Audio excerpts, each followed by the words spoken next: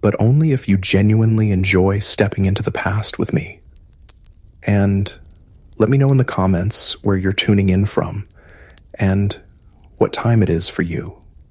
It's always fascinating to see who's joining us from around the world. Now, dim the lights, maybe turn on a fan for that soft background hum, and let's ease into tonight's journey together. Congratulations, you've just woken up near Boston in early 1776. The good news? You're part of a cause that's stirring spirits across the land. The bad news? Everything else. Your bed is likely a makeshift pile of straw in a crowded tent or a repurposed barn, and the air hangs thick with the smell of wood smoke, unwashed bodies, and something you'd rather not identify. Probably a combination of stale food and the ever-present consequences of inadequate sanitation. You're a soldier in this new American army. Or perhaps you're just trying to catch a glimpse of it from the packed roadsides, hoping for a glimpse of the King or Parliament's notables if you were back in London. Or perhaps hoping for a glimpse of General George Washington if you are here in America. This is hardly the polished, disciplined force you might imagine. General John Burgoyne, a British officer, has already dismissed the American soldiers as a rabble in arms, and honestly, looking around, you might see why. Your comrades are a bewildering mix: farmers, artisans, fishermen, clad in whatever homespun clothes they could throw together before trudging off to war, often in tatters, unwashed, unshaven, with hair matted and beards long. There are young boys, barely 15, and older men who've seen 60 or more years of hard living. Some are missing teeth, others fingers, casualties of a time when life was simply tougher and accidents were common.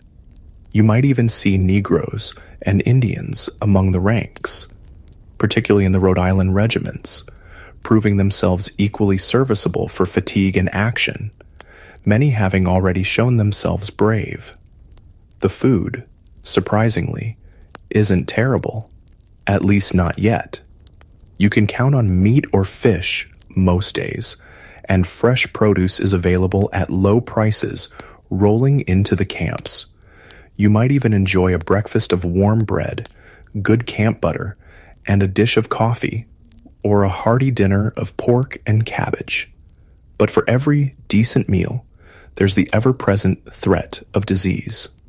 Camp fever, dysentery, typhus, and typhoid fever sweep through the ranks, turning camps into breeding grounds for sickness and death.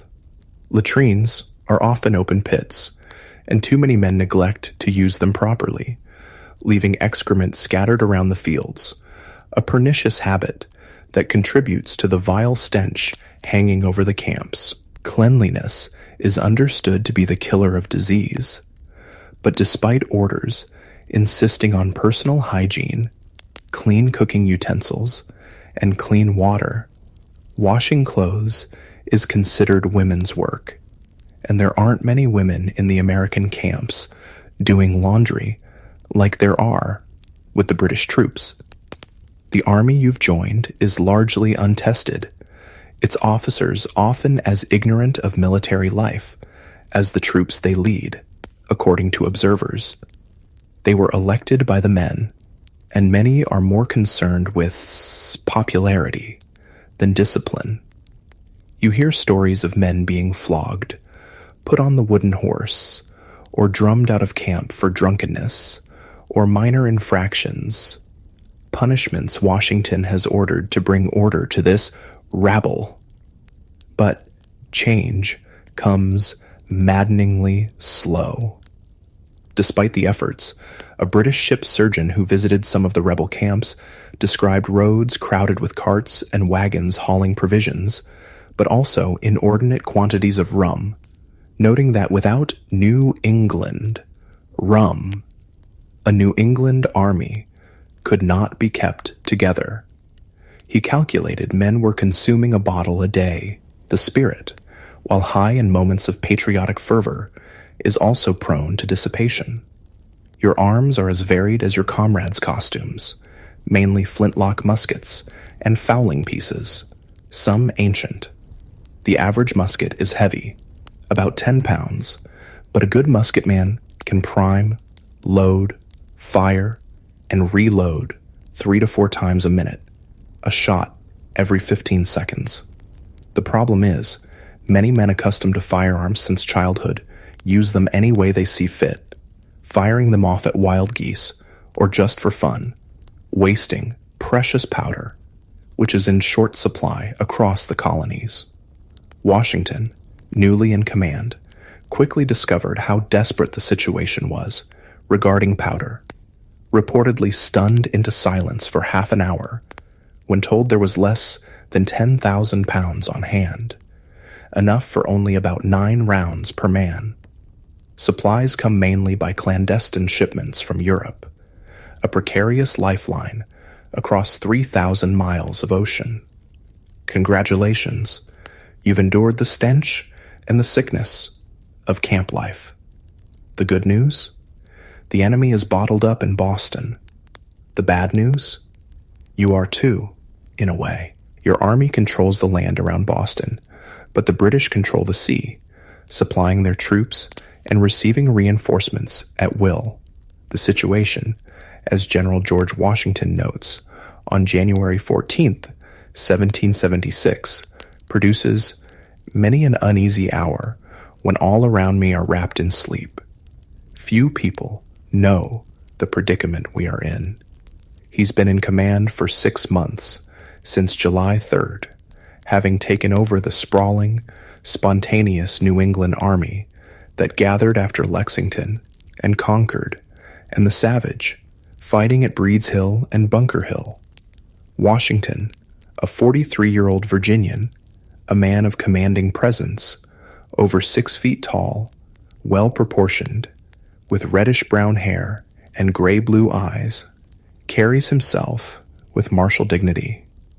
He's accustomed to respect, amiable and modest, but with a certain distance in manner. He had little prior military experience beyond backwoods warfare and the disastrous Braddock campaign, never having led an army in battle or directed a siege. Yet, Congress appointed him commander-in-chief of the Army of the United Colonies. He himself feels great distress, conscious his abilities may not be equal to the trust, but seeing the importance of the glorious cause, he accepts the momentous duty.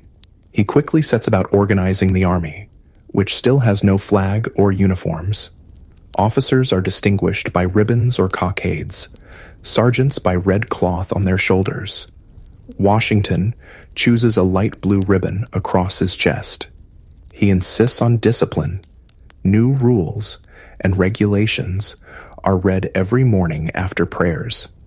He reviews the defenses on horseback almost daily. Yet, despite the changes, the army remains largely composed of citizen soldiers, many unused to being told what to do every hour of the day, preferring to do as they please. This puzzles Washington, who struggles with a mounting contempt for what he sees as the unaccountable kind of stupidity in the lower class of these people and the officers who cater to them to get reelected. However, Washington finds a few remarkable men, untried but with ability. Nathaniel Greene, a 33-year-old Rhode Island foundryman, self-educated, good-natured, and a born leader who had never set foot on a battlefield before joining the army 6 months ago. Despite a stiff leg and occasional asthma, Greene proves tirelessly hard-working, applying himself every waking moment, often sleeping only a few hours a night. He quickly becomes an object of confidence for Washington, always in agreement on matters of consequence. Another is Colonel Henry Knox, a 25-year-old Boston bookseller, big, gregarious, and highly energetic, despite a fouling peace accident that destroyed 2 fingers on his left hand. Knox, like Greene, is self-educated, reading all he can on gunnery and tactics.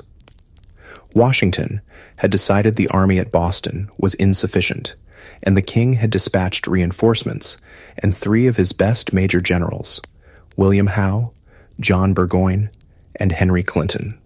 Howe, a member of Parliament, had earlier said he would decline a command in America, but now duty called. He was convinced the insurgents were few compared to loyalists. War had come on April 19th at Lexington and Concord, then savagely on June 17th at Breed's Hill and Bunker Hill. Bunker Hill was proclaimed a British victory, but His Majesty's forces suffered over 1,000 casualties in an appalling slaughter before gaining the high ground. As acidly observed, a few more such victories would surely spell ruin for the victors.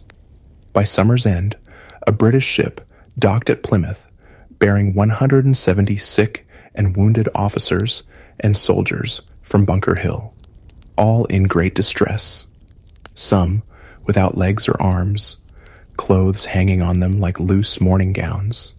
So much were they fallen away by sickness and want of nourishment. Near 60 women and children, widows of the slain, were on board, exhibiting a shocking spectacle. The vessel itself, though very large, was almost intolerable from the stench. The miseries of the troops still besieged at Boston, and the Loyalists who took refuge there, were also described in London papers. The scene: melancholy, disease, and death. The soldiers, almost lost for want of fresh provisions, like birds in a cage. On the afternoon of October 26, 1775, King George III rode in royal splendor to Parliament to address the increasingly distressing issue of war in America. In an age that adored ritual and pageantry, it was a scene hardly to be improved upon, with 60,000 people lining the route. The king, 37, hard-working, and duty-bound, believed America must be made to obey. He had no doubt the nation saw the conduct in America in its true light, and compelling obedience was necessary. In the House of Lords in March, Lord Sandwich, First Lord of the Admiralty, looked incredulous when challenged on winning the war. "Suppose the colonies do abound in men. What does that signify?" he asked. "They are raw, undisciplined, cowardly men." General James Grant boasted he could march from one end of the continent to the other with 5,000 British regulars, a widely quoted claim. By the crisp, sunny afternoon of October 26th, George III's popularity seemed higher than ever. He entered the House of Lords, flanked by peers, addressing Parliament on the desperate conspiracy and rebellion in America. He declared America in rebellion and confirmed he would commit land and sea forces, including unnamed foreign mercenaries, sufficient to end it. He denounced the leaders for seeking independence, something they had not yet openly declared. Parliament, Tory and Whig, denied the supremacy of Parliament in determining what was best for America.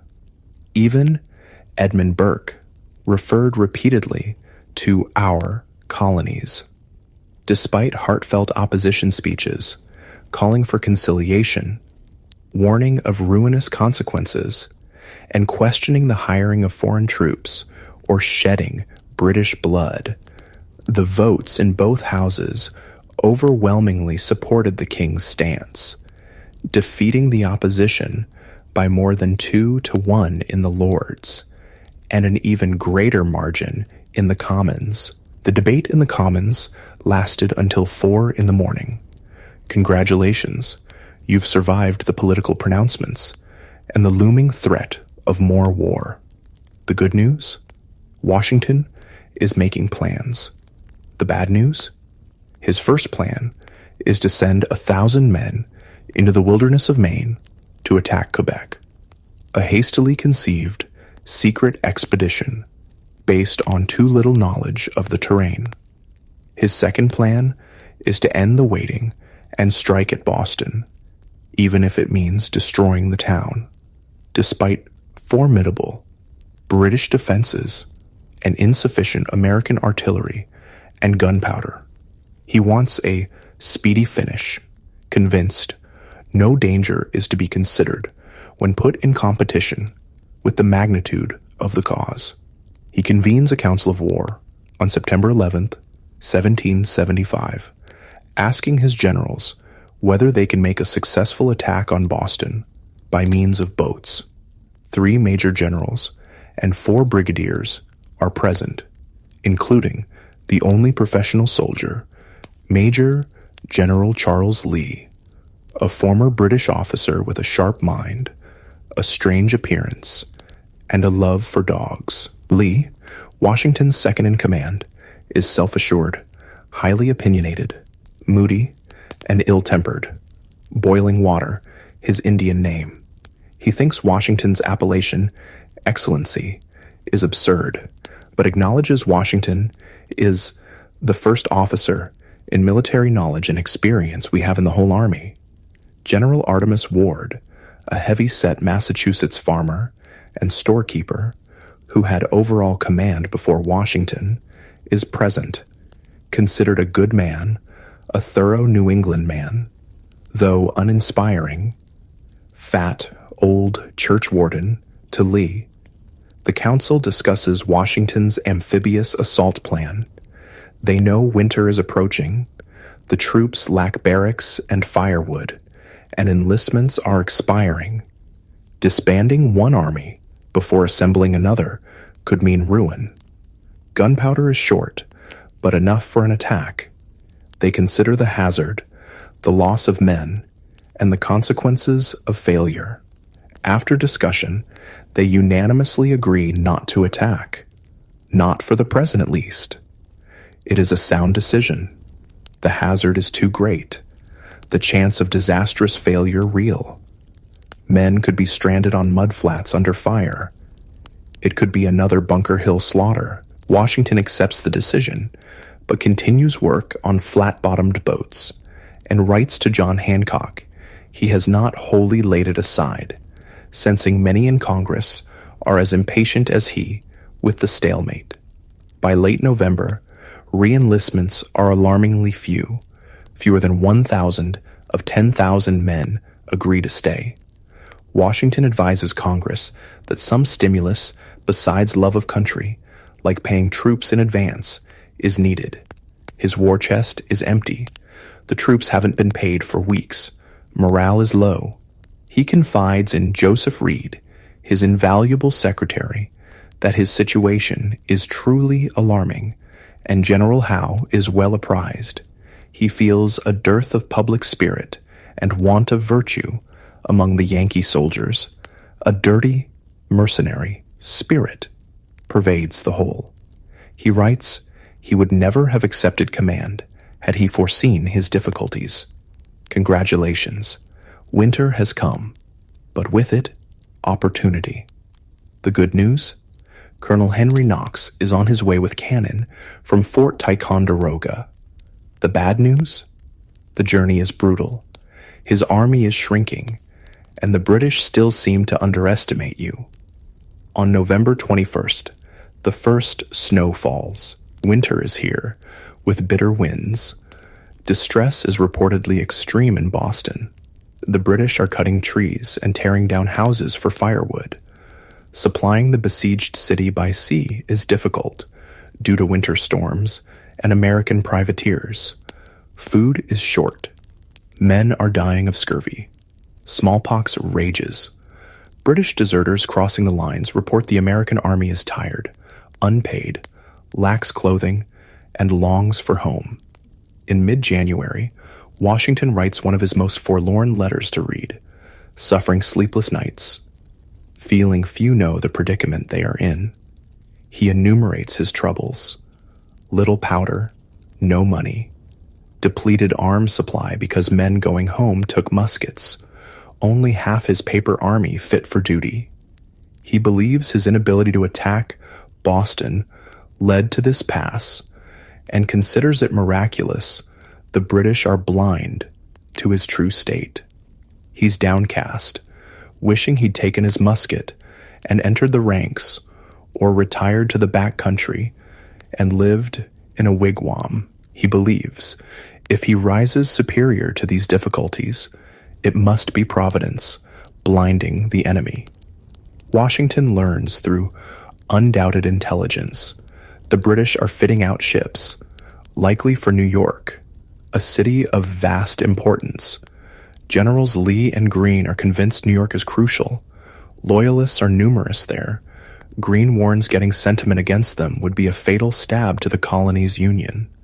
He sees two choices: defend New York or burn it. Lee offers to go to New York to see about defenses. Washington, though agreeing time is of the essence, knows congressional approval is needed. Fortunately, John Adams, on leave from Congress, assures him New York is a kind of key to the whole continent, and no effort to secure it ought to be omitted, giving Washington full authority for action anywhere. On January 8th, Washington dispatches General Lee to New York to put the city in the best posture of defense. The bitter cold continues in Massachusetts. Washington tests the ice on Back Bay, hoping for an ice bridge for an attack. On February 16th, he convenes a council of war, urging a bold attempt on Boston, a vigorous attempt, when practicable. Gates notes, it's a major question. Putnam bewails the lack of powder. Greene, stricken with jaundice, writes his dread of the proposed attack. Horrible if it succeeded, still more horrible if it failed. The council says no to attacking Boston again. However, they agree to another plan: lure the enemy out to attack the Americans by fortifying Dorchester Heights. Howe had sworn he would sally forth if the Americans occupied Dorchester. Washington, crestfallen over not attacking Boston, thought too dangerous, gracefully concedes. Perhaps his irksomeness led him to propose more than warrant prudence. Now, there would be no holding back on Dorchester. Preparations are elaborate and mammoth. Fortifications are built elsewhere out of sight. Timber frames filled with screwed hay, or bundles of branches, fascines, barrels filled with earth, are ready to roll down slopes on the advancing enemy. To divert the enemy and drown out noise, night artillery barrages are planned from Roxbury, Cobble Hill, and Lechmere Point, where Knox's cannon from Ticonderoga are emplaced. The crossing of the Dorchester Causeway will be concealed by a barrier of hay bales. 3,000 men under General Thomas will fortify the heights. 4,000 more will stand by at Cambridge for an amphibious attack on Boston once the British assault on Dorchester begins. Howe is reported to intend to evacuate Boston at first chance, but this does not deter Washington. Congratulations, you've made history. The good news? The British are gone from Boston. The bad news? The war is far from over, and your army is headed to New York, where the challenges are immense. On the night of March 4th, 1776, the bombardment of Boston begins, British answering with a heavier cannonade. Abigail Adams, 10 miles away, writes her house shakes, and she can't sleep. Little damage is done, mostly noise, just as Washington wished. On the crucial third night, March 4th, the roar is furious. British Captain Charles Stewart describes sheets of fire, and inhabitants in horrid situation, women crying for protection. From American lines, Lieutenant Samuel Webb hears cries of poor women and children. At the first crash of guns, General Thomas and 2,000 men move rapidly and silently across the Dorchester Causeway, shielded by hay bales. Hundreds of carts and wagons loaded with chandeliers, fascines, hay bales, barrels, and guns from Ticonderoga follow. Dr. Thatcher notes the procession moves in solemn silence while cannon roar. Progress up the steep slopes is difficult. Ox teams and wagons make 3 and 4 trips. The night is unseasonably mild, perfectly beautiful with a full moon, ideal conditions for working, as if the hand of the Almighty were directing things, as Reverend William Gordon feels certain it was. By first faint light before dawn, everything is ready, at least 20 cannon in place. It is an utterly phenomenal achievement. At daybreak, British commanders looking up at the heights can scarcely believe their eyes. Howe exclaims, "These fellows have done more work in one night than his army could do in 3 months." The shock of discovery throws the British into utmost consternation. Their immediate cannonade proves useless. Their guns cannot elevate high enough. Admiral Shuldam sends an urgent message to Howe. No ship can remain in the harbor unless the rebels are removed. Howe must attack. He orders 2,000 troops to proceed by ship to Castle Island for an attack on Dorchester at nightfall. Captain Archibald Robertson thinks the plan little short of madness. The fate of the whole town, if not America, at stake. By nightfall, a storm rages, with hail mixed with snow and sleet. By midnight, the wind blows almost a hurricane. Windows are smashed, fences blown over. 2 British transports bound for Castle Island are blown ashore.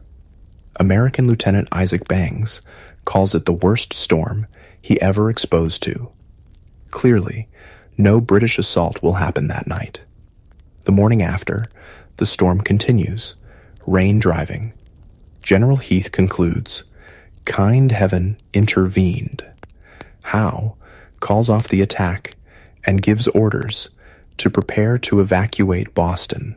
Possibly, it was the storm, but also Robertson's pleas and the influence of other officers, and John Montresor, who convinced Howe to evacuate. No one in Boston will forget the days that followed. In less than 48 hours, the town's security dissolves. Howe's army and fleet are in danger. They face the humiliation of ignominious retreat. Boston becomes a scene of utmost frenzy. Nothing but hurry and confusion, every person striving to get out. Loyalists are in utmost distress. Howe had received no orders from London since October. He has no long-standing plan for withdrawal. General Grant notes he was never in so thick a wood, but they must look forward and get out.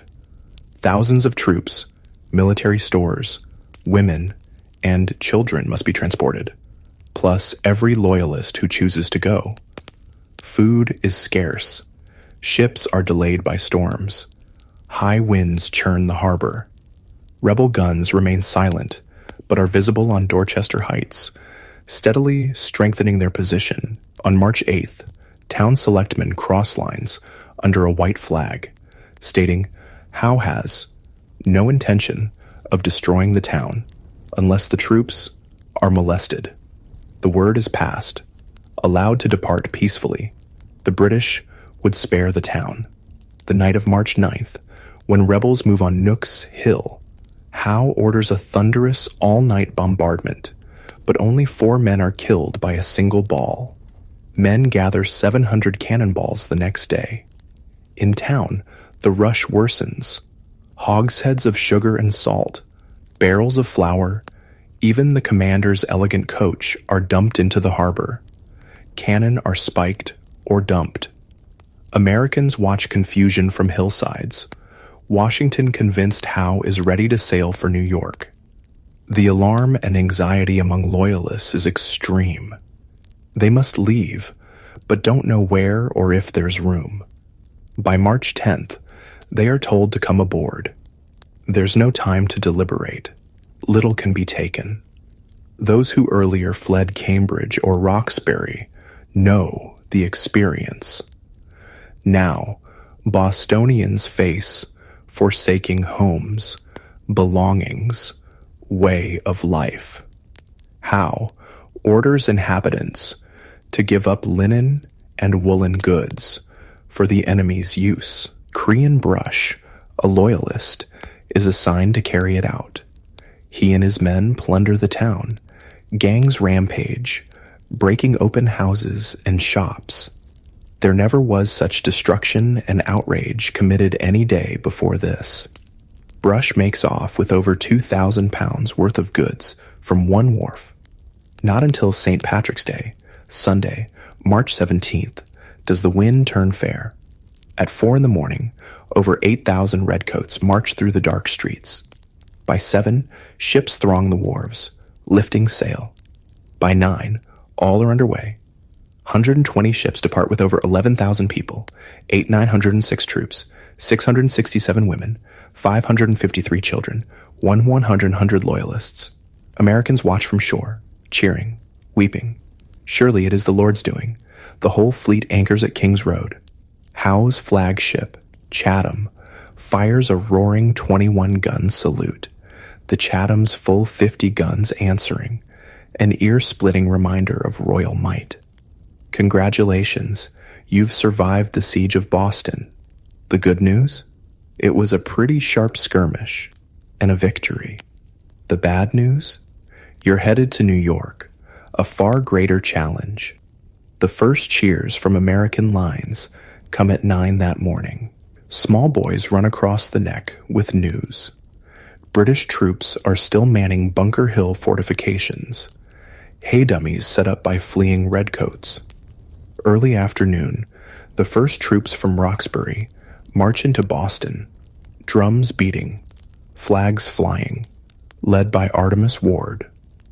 Washington, in a characteristically gracious gesture, gave the honor to Ward, the thorough New England man, and his predecessor. He knows Ward was the first to favor a move on Dorchester Heights. Washington attends Sunday services, his chaplain choosing Exodus 14:25 as text, and they took off their chariot wheels, for the Lord fighteth for them against the Egyptians. Washington rides into Boston, March 18th, surprised how much was not destroyed. The town suffered greatly, but Hancock's mansion is fine, occupied by General James Grant, who wanted to lay waste to every town. The last desperate efforts are evident. Spiked cannon, shattered wagons, scuttled ships, smallpox still lurking. An inventory lists immense quantities of abandoned British goods, far more than expected. The siege was a stunning success. Washington bested Howe, despite insufficient resources and inexperienced officers. He had been saved repeatedly by his council from attacking Boston, but accepted their judgment without ill temper. He kept his head, health, and strength, bearing up under immense weight. Having struggled with his dislike of New Englanders, he chose untried Yankees like Greene and Knox, who proved able and loyal, saving the day. Washington never again speaks ill of New Englanders, because they are New Englanders. He has no illusions about what lies ahead. The humiliation the British suffered could make them a more formidable foe.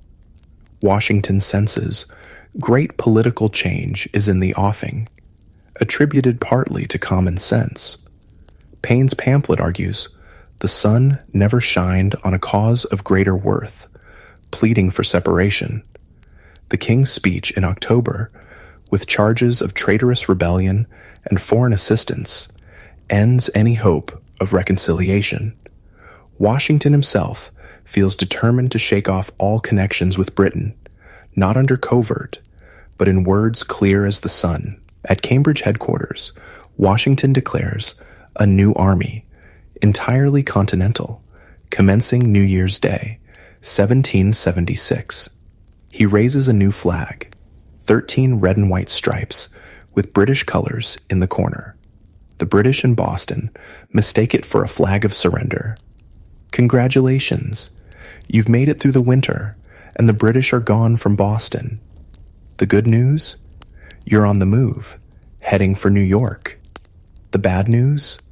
The journey is rough, the roads are terrible, and the enemy fleet is massive.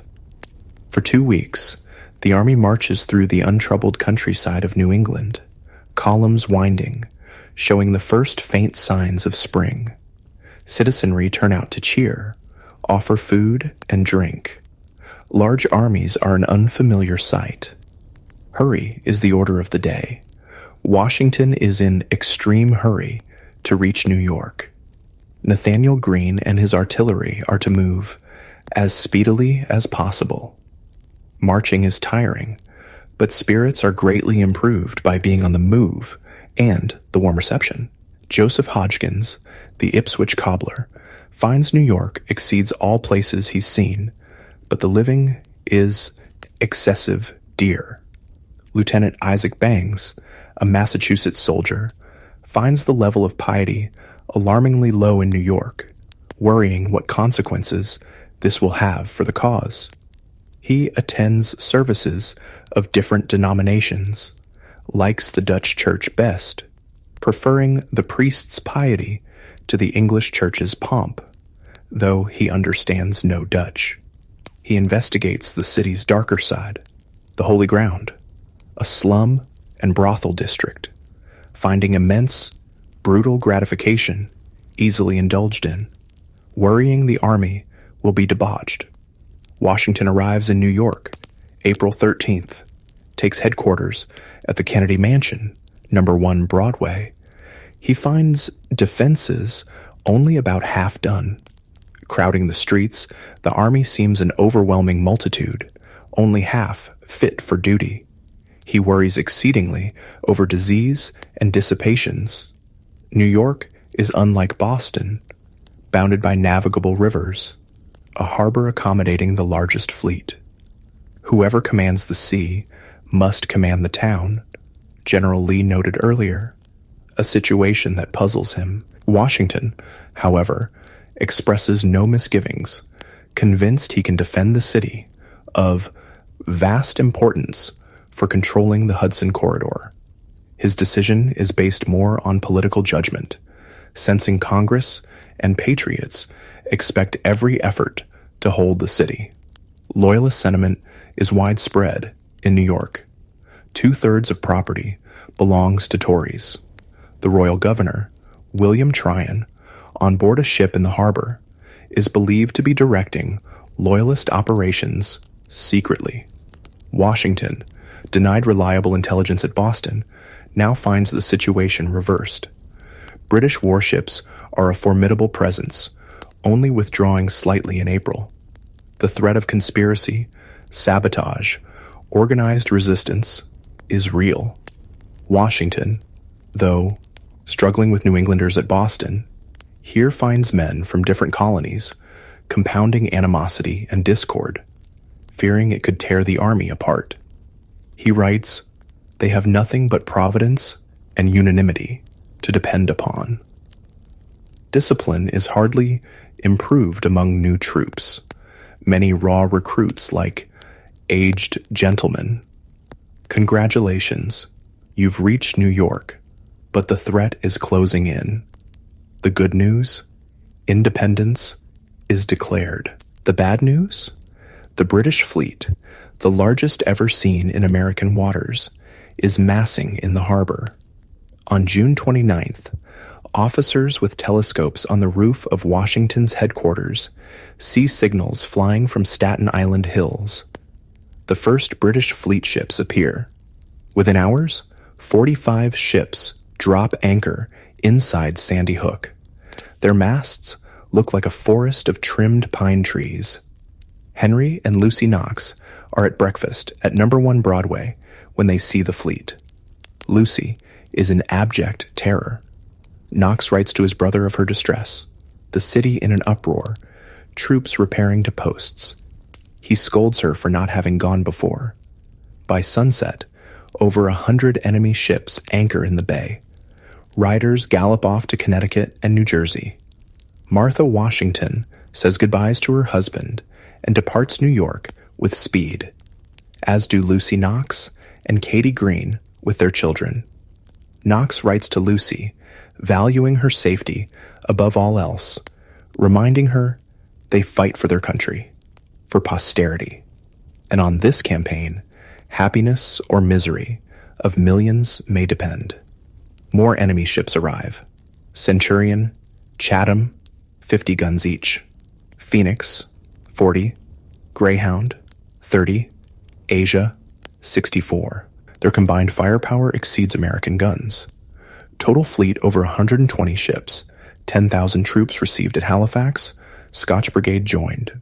An additional 15,000, 20,000 expected hourly from England under Admiral Lord Howe. New York is in commotion, packing up and getting away. On July 2nd, 1776, the Continental Congress in Philadelphia votes to dissolve the connection with Great Britain. News reaches New York. July 6th, spontaneous celebrations erupt. Officers go to a public house to testify their joy. A letter from John Hancock with the Declaration arrives July 8th. Many, like Henry Knox, see the war has entered a new stage. By renouncing allegiance, delegates committed treason. Adams calls it the most complete, unexpected, and remarkable revolution in history. On July 9th, at 6 p.m, Washington orders brigades onto commons and parade grounds to hear Declaration read aloud. The general hopes this event serves as fresh incentive, knowing peace and safety depend on the Army's success. Not since spring 1775 had spirits been so high, but the exuberance is quickly dashed. On July 12th, in a surprise move, British ships Phoenix and Rose, with tenders, cast off moorings at Staten Island and sail up the Hudson, demonstrating how indefensible New York is without sea power. Alarm guns sound. Soldiers rush through streets crowded with panic-stricken people. Cannon at Fort George and shore batteries open fire. Cannonballs slam into houses. Washington feels extreme distress at shrieks and cries of women and children running, seeing his men gawking helplessly, so awestruck or terrified by the barrage. Private Joseph Martin, 15, remembers enjoying the complete view, thinking the sound musical. American gun crews fire nearly 200 shots to no apparent effect. 6 American artillerymen are killed when their cannon blows up, the only fatalities due to inexperience, overconfidence, or drunkenness. British ships proceed upriver, anchoring 30 miles above the city, cutting off rebel supplies and rousing loyalists. In ensuing orders, Washington can barely conceal disgust at inexcusable behavior, shame over officers gawking like bumpkins. It gives the enemy a mean opinion of the army. Knox writes, "The loss of 6 men was great misfortune, but Hope's day's action taught the rest to be less impetuous. A larger, more ominous lesson. If 2 ships can pass so readily, so can an entire fleet, cutting off escape. Congratulations, you've witnessed the birth of a nation and the start of something much darker. The good news? Your resilience is tested. The bad news? The British are massing, and a crushing defeat is coming." On August 12th, sea beyond Narrows fills with another 100 ships or more bearing down on New York, a fleet so large it takes all day to come up harbor under full canvas, colors flying, guns saluting, sailors and soldiers cheering. Another 3,000 British troops and over 8,000 Hessians arrive after arduous 3 months at sea. Total British Armada, nearly 400 ships, 73 warships. Largest fleet ever seen in American waters. Largest expeditionary force of 18th century, over 32,000 troops landing on Staten Island. Nothing like it ever seen in New York. Housetops covered with gazers, wharves jammed. To Americans, they are colossal. Joseph Reed writes to his wife, astonished a people would come 3,000 miles at such risk and expense to rob, plunder, destroy another people, because they won't lay lives and fortunes at their feet. On Staten Island, redcoats in tent encampments are in holiday spirits. On American side, veterans of Boston campaign like Jabez Fitch and Joseph Hodgkins have no doubt troops will give a good account. Confidence bolstered by distorted notions of own strength. Enemy is coming in almost every day, perhaps 25,000. One paper says American Army numbers 70,000. New arrivals look like soldiers, in smart uniforms, well-armed, marching into town full of pride. Delaware Blues, 800 men, in handsome blue coats, white waistcoats, buckskin breeches, white woolen stockings, fine English muskets, Maryland Battalion, men of honor, family, fortune, better armed, dazzling in scarlet, lined with buff. John Glover's Marblehead fishermen wear blue jackets of sailors. Deserters are increasing. New recruits difficult due to bumper harvest. Complaints are without number. Some leaving to take up hay, grass, hoe corn, others with families sick. Wickedness prevails very much in camp. Lieutenant Joseph Hodgkins learns of his small son's death at home. Heavy news. Camp fever epidemic in summer heat. Vile water here sickens us all. Men die of dysentery, putrid disorders. Many sick won't go to hospital. Cleanliness insisted upon, vaults covered daily, new dug weekly. But infectious filth is the killer, caused by disease. It's thought anywhere from 3,000 to 6,000 men are sick. Washington's men daily diminishing. English visitor, they desert in large bodies, are sickly, filthy, divided, unruly. Putrid disorders, smallpox carried off great numbers, 6,000 in hospitals. General Heath estimates 10,000 ill, those not taken down live with dread. These things are melancholy, but they are nevertheless true. Washington hopes for better. Washington's quandary. Where will British strike? How to apportion strength? He feels compelled to divide army, violating old rule of battle. Never divide force, facing superior enemy. Splits army roughly equally, relying on ability to move men over East River. He worries landing on Long Island is a diversion for full assault on New York. Greene stresses concern. New troops on Long Island, strangers to the ground, are undisciplined, inexperienced, poorly armed, poorly equipped, won't support each other. Ground is crucial. Congratulations. You're about to face the largest battle of the war, and it's not going well. The good news? Some of your officers fight valiantly. The bad news? You are completely outmaneuvered and suffer a crushing defeat. On August 27th, 1776, the Battle of Brooklyn, or Long Island, begins. British land on Long Island. By noon, 15,000 men and 40 artillery pieces landed, smoothly assembled. Cornwallis presses inland. Loyalist welcome is effusive. British sailors regale themselves with apples. Hessian officer describes burned houses, fields, in ashes, roads lined with dead cattle, old people looking sadly at what was a paradise. To invaders, American affluence shows they grew rich at Britain's expense. Word reaches New York early, but Washington misinformed about size of enemy force. 9,000. He concludes, landing is faint. dispatches only 1,500 more troops to Brooklyn. Total there, less than 6,000. Expectation of larger strike at New York or up Hudson persists. Jabez Fitch's regiment marches to Brooklyn, told to halt and wait. Many reports, various sizes of enemy force within 4 miles. Fitch and men know not what to believe. Colonel Moses Little reports enemy within 3 miles, sends his will to his son. Washington's general orders, August 23rd, confirm British ashore on Long Island, leaving no doubt of seriousness of moment. Appeals to pride, patriotism, love of liberty.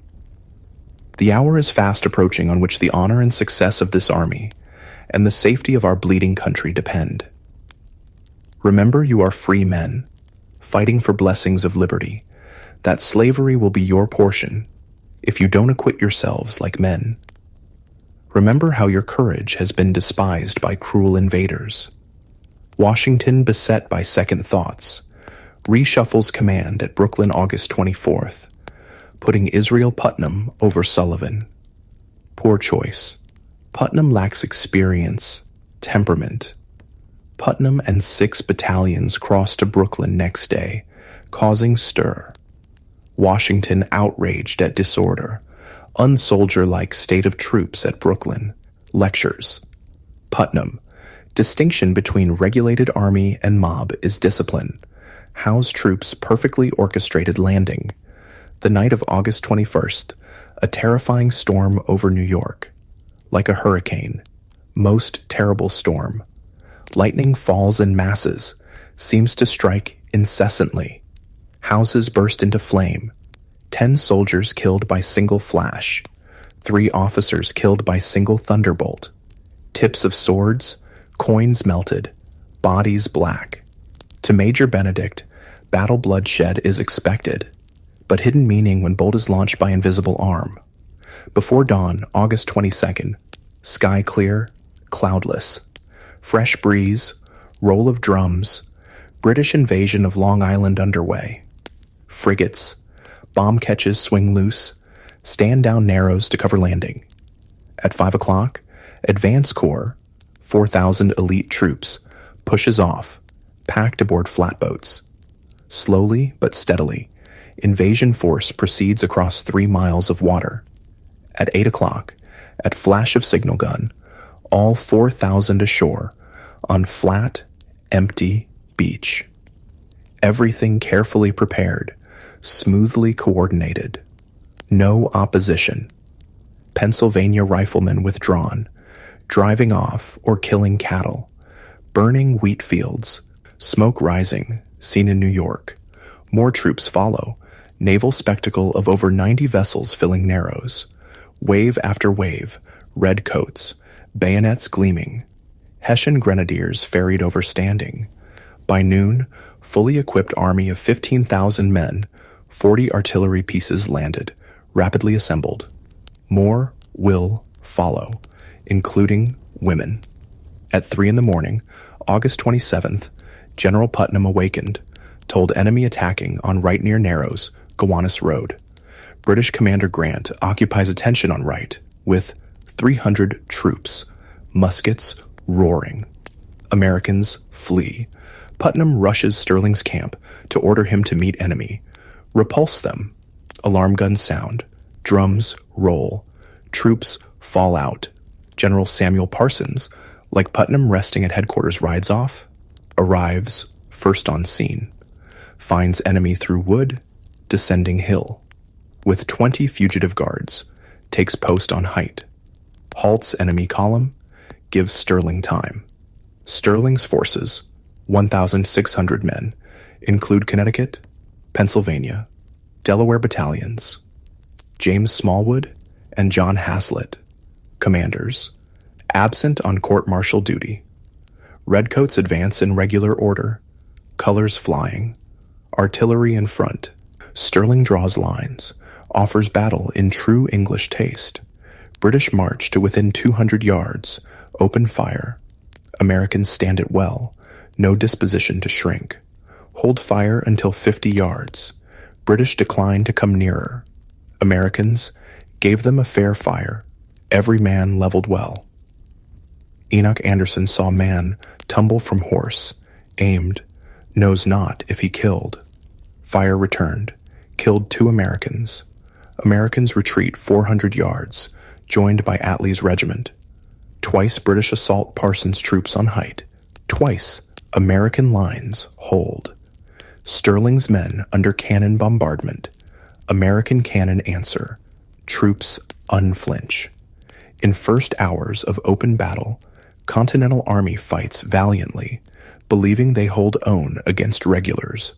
Sterling reminds them Grant boasted conquering America with 5,000. Grant presses advantage only so much, holding back. Had a skirmishing and a cannonade for some hours, which drew their whole attention. At center, Hessian artillery bombarding Sullivan's lines. General von Heister's brigades, drawn up on plain, show no sign of moving. Sullivan rides out from Brooklyn, takes command at Flatbush Pass, sees Hessians not moving, Sterling in trouble, sends regiments. At 9 o'clock, Howe's signal guns crash. Suddenly, Sullivan realizes whole British army coming from behind, surrounded. On plain beyond ridge, von Heister orders Hessians in motion, drums rolling. Sullivan pulls back main force, swings around to face oncoming British. Vastly outnumbered, Americans return fire with murderous effect.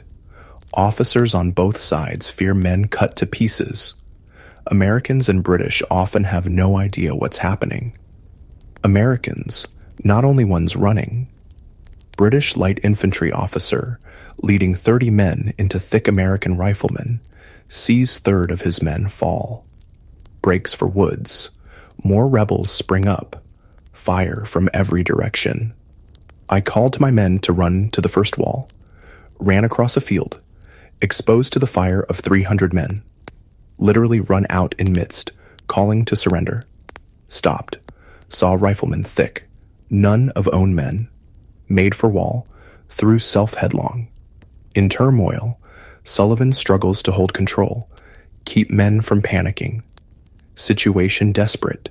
Retreat, only alternative. Stages of fight and flight. He leads them rapidly toward Brooklyn lines. Those left to hold ridge overrun by Hessians. Jaegers and grenadiers, with bayonets, move through steep woods. Terrible hills. Suddenly appear. Americans only get shot or 2 off. Some fight back, wielding muskets like clubs. Run through with bayonets. Some plead for mercy. Fear of the Hessian troops was indescribable. Surrendered, begged on knees. Those who get away flee back down through trees, run headlong into hail of British fire. Left side of American line collapses. Thousands run, hundreds captured. Sullivan holds back, trying to see many to safety. Amazingly, most succeed. Sullivan captured. American soldier Lewis Morris barely escaped. Wright Sullivan surrounded, pistol in each hand, going directly between enemy lines. Joseph Hodgkins runs pell-mell into marshes, fired on, knows hardly who killed or drowned. Sterling, surrounded, determined not to surrender sword, breaks through fire to Hessian regiment, gives himself to von Heister. By noon, rout over. British, advanced so rapidly, want to keep going, carry attack to Brooklyn Works. Many British officers feel no time to stop, but Howe orders halt. In original plan, Clinton said principal attacks shouldn't be pushed too far. Exception flanking attack should be pushed. Clinton later writes little inclination to check ardor, seeing enemy flying in panic. Howe recalls mood of men, required repeated orders to desist. It was first great battle of Revolution, largest until then. Over 40,000 men involved. Field ranged 6 miles, fighting over 6 hours. For Continental Army, First test under fire, crushing defeat. "Oh, doleful, doleful, doleful," scrawled Chaplain Philip Fithian. To British, "Glorious day, cheap and complete victory." Grant had the field day I talked of. If a good bleeding can bring those Bible-faced Yankees to their senses, the fever of independency should soon abate. Everything had gone like clockwork. Clinton's plans succeeded beyond expectations. Percy, our men behaved themselves like British troops fighting in a good cause. In opinion of Sir James Murray, no soldiers ever behaved with greater spirit. In one thing only failed: couldn't run as fast as foes. Many ready to run over each other. Howe reports losses under 400, 59 killed, 267 wounded, 31 missing. Hessians lost 5 killed, 26 wounded. Rebel losses over 3,000, Howe claimed. Over 1,000 prisoners, 2,000 killed, wounded, drowned. Disparity of losses exaggerated. Washington later estimates 701,000 killed, captured. General Parsons avoided capture, collected American dead, amounted to 60 with enemy dead, heap. Judged American killed, inconsiderable. Some officers in thick of fight convinced British suffered more killed, but British took most prisoners. Few Americans admit severe defeat. Actual losses, dreadful. 300 killed, over 1,000 captured, 3 generals, Sullivan, Sterling, Woodhull. Sullivan and Sterling treated courteously, dined with Lord Howe on Eagle. Woodhull died of wounds weeks later. Among prisoners, Captain Samuel Atlee, Lieutenant Jabez Fitch. Atlee subjected to most scurrilous and abusive language, asked why they weren't bayoneted. Jabez Fitch fought through day, surrendered when surrounded, confined with prisoners in barn, comforted friend, Captain John Jewett, bayoneted twice, in excruciating pain. Jewett made Fitch promise to describe death to wife, died from bayonet, after he was taken prisoner and stripped. Accounts of bayoneting Americans common. Stories of Hessians pinning Americans to trees. Letter by unnamed British officer in Massachusetts. Spy describes readily surrendered Americans dispatched. Hessians and Highlanders gave no quarters. Letter read, "Fine thing to see, with alacrity, they dispatched the rebels with bayonets. Stratagems lawful in war, especially against such vile enemies. Numbers of individual Americans beaten after surrendering. No mass atrocities committed. Letter and spy, likely propaganda. Account of Hessians burying 500 bodies in pit untrue. Some prisoners, including Fitch, recorded civility from captors. Infamous Grant was so good as to make us a present of a side of mutton. British Hessian captors find prisoners' curiosities. Could not have been taken as soldiers, only torn blouses. Astonished how badly clothed Americans. Most have nothing but a wretched farmer's costume. Officers, no better dressed, only ordinary manual laborers. Lieutenant von Bardeleben wrote in code some officers shed their ideas of being heroes. The prisoners who knelt and sought to surrender were beaten. Still worse treatment in store for most prisoners confined, starved in jails, church crypts, vile British prison ships. In remaining hours after guns silent, Americans in Brooklyn defenses wait tensely for British attack. Pitiful cries from wounded on battlefield. Stragglers come into lines, bedraggled, wounded. Mordecai Gist and 9 others cross into camps next morning, only ones of Marylanders to make it back. Congratulations, you've survived a crushing defeat and a desperate night retreat. The good news? 9,000 men, equipment, and horses escaped without loss of life. The bad news? Your army is battered, dispirited, and shrinking, and the enemy is still on the move. Morning of August 28th. Situation critical at Brooklyn.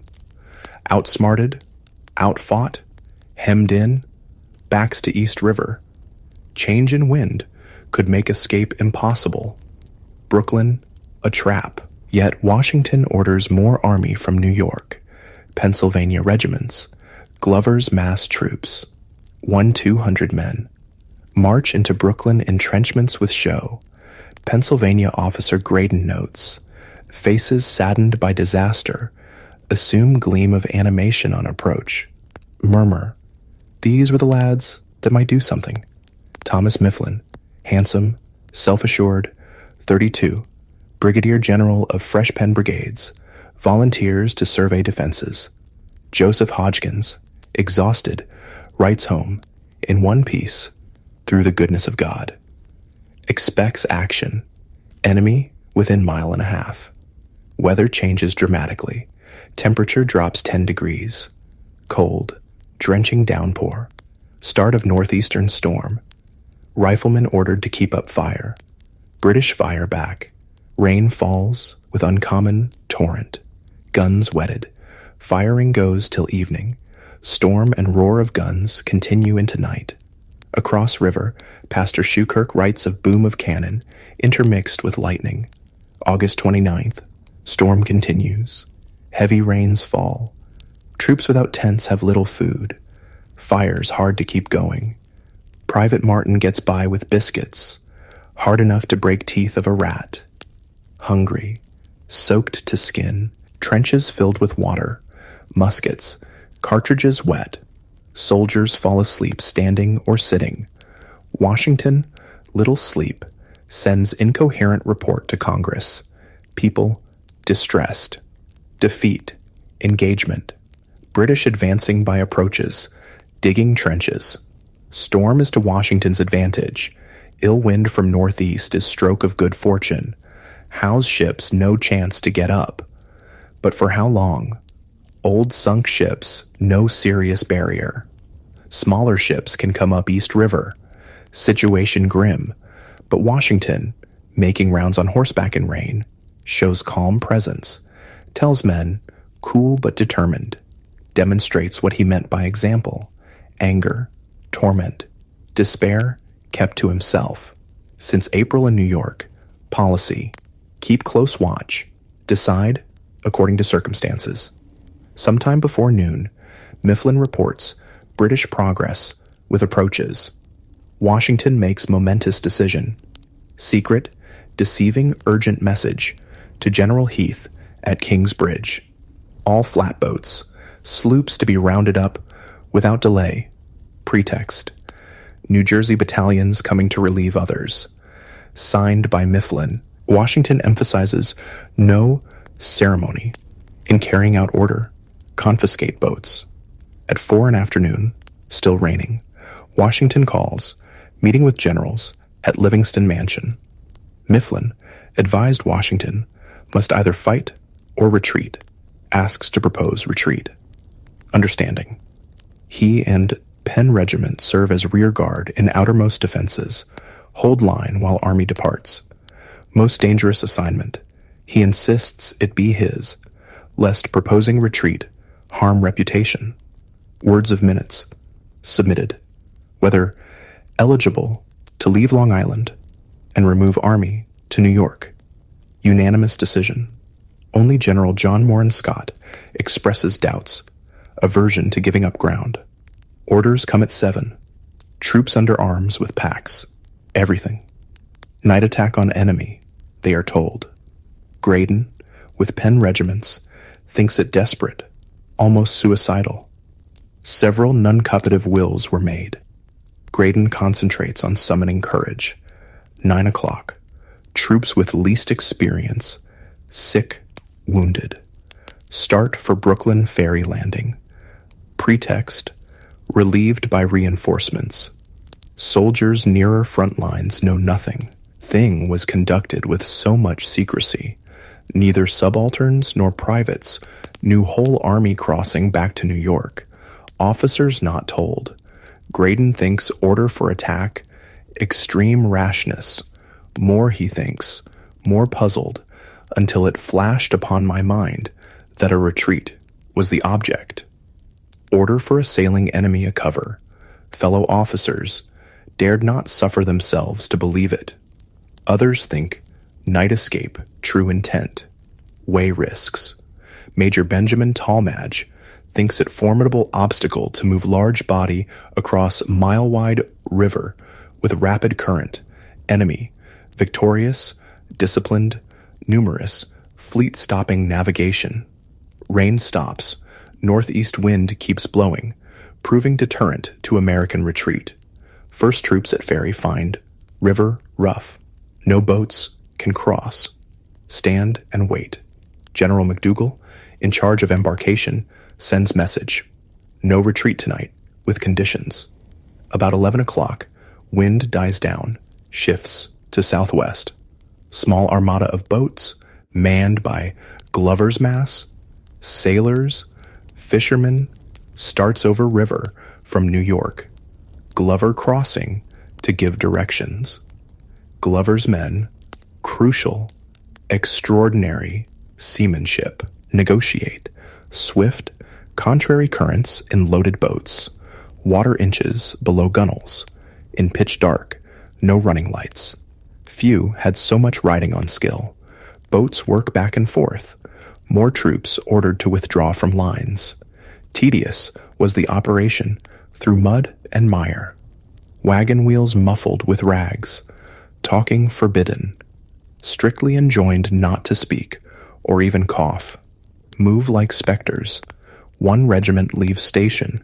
Remaining troops fill vacancies. Graydon. Third night without sleep for many. Washington rides to Ferry Landing. Takes charge. Orderly withdrawal of army considered most difficult maneuver. Ragtag amateur army, making night withdrawal in perfect order. Silence seems more than hoped for. Worst fear, British discover, descend with superior force. Troops in Mifflin's vanguard still holding outer defenses, knowing chance of annihilation if enemy wiser. Event of British attack. Fall back. Rally at Old Dutch Church. Hours pass. Sound of British picks. Shovels digging. Garrison at Fort Sterling. Ordered to stay through night as cover. About 2 in morning. Cannon goes off. No explanation. Graydon speculates. Gun discharged, spiking it. Rest of life. Graydon remembers scene in Shakespeare's Henry V. Long night wait before Agincourt. Similar interval of dread suspense. Approximately 4 o'clock. Still dark. Young officer Major Alexander Scammell rides through outer defenses, looking for Mifflin. Scammell, 29, Harvard graduate, attorney, aide-de-camp to Sullivan. Tells Mifflin boats ready, Washington waiting for remaining troops. Mifflin mistaken. Scammell insists. Ridden from extreme left, ordered troops to march for ferry. Mifflin orders, hand, to form. Regiment. Move out. Scammell mistaken. Blunder could spell disaster. Troops leave trenches. Start for river. Without delay. Halt near Dutch Church. Washington, astride horse, demands to know. Hand explaining when Mifflin rides up. Faces hard to see.